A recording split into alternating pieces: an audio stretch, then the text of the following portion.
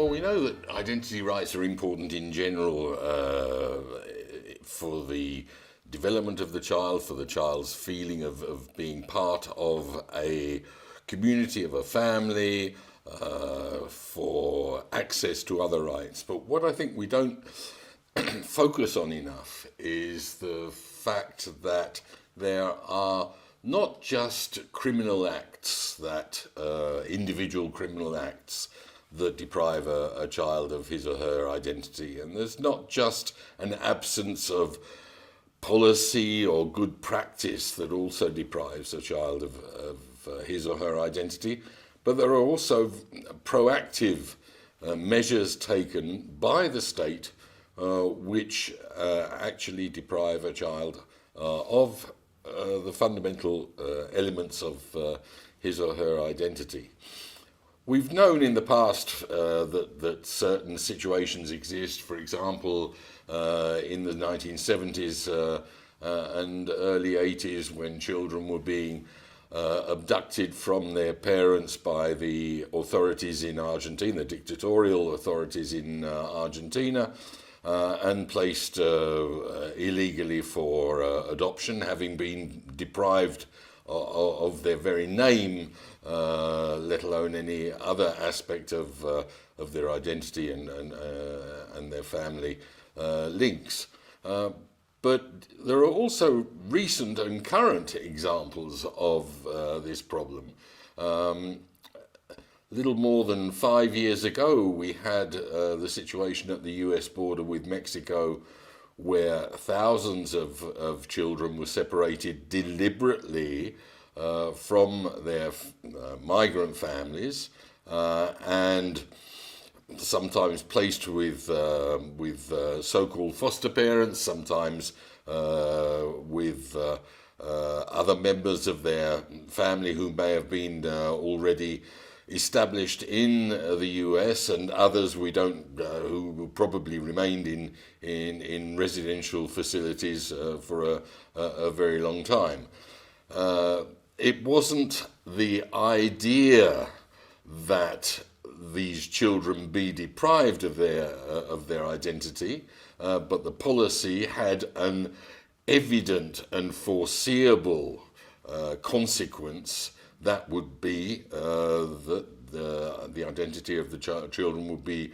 jeopardized anyway. But added to that, there was a clear lack of attention given to the proper documentation of these children, so that even today, 5 or 6 years on, we still have at least 100, and some estimates put it as high as 500 children who have not been reunited with their parents, despite the fact there is a task force set up by the new administration to ensure this, and it's quite clear that that part of the problem has been the lack of documents following the children, and indeed following the parents, who were quite often refused entry, in fact almost always refused entry into the US, while their children were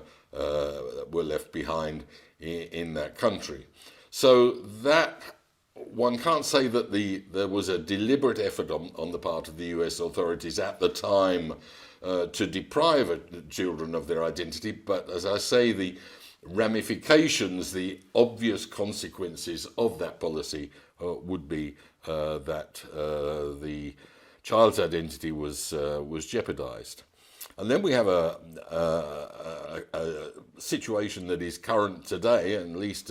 current today in September 2022, and that is in relation to the Russian invasion of Ukraine.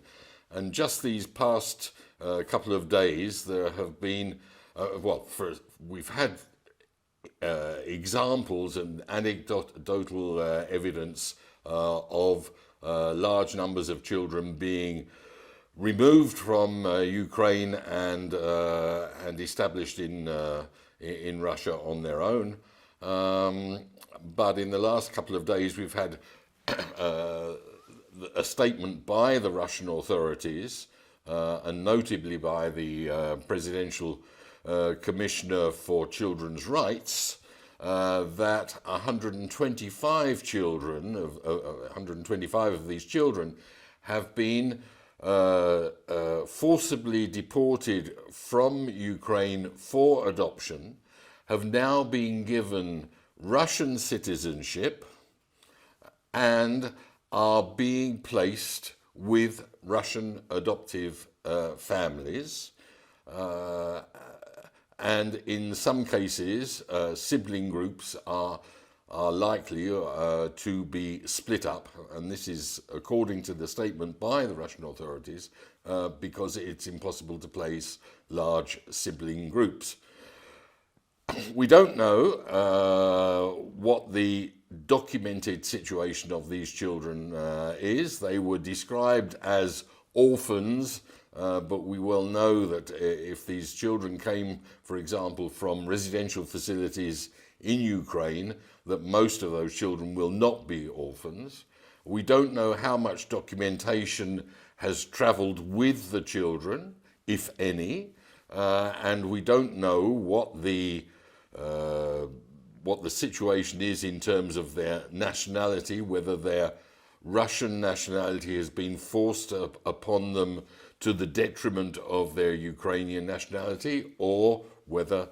they have been able to retain Ukrainian nationality. But whatever the case, in this kind of situation, this is clearly a very deliberate attempt to, probably a successful attempt, to deprive children of their initial identity, including family relations in particular, I guess, but also in this case nationality. And it is being proclaimed as some kind of child protection measure by the Presidential Commissioner for Children's Rights. So when you get to that level of refusal to recognize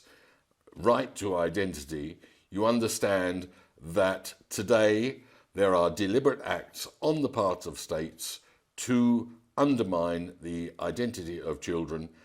in complete contradiction, obviously, with their rights.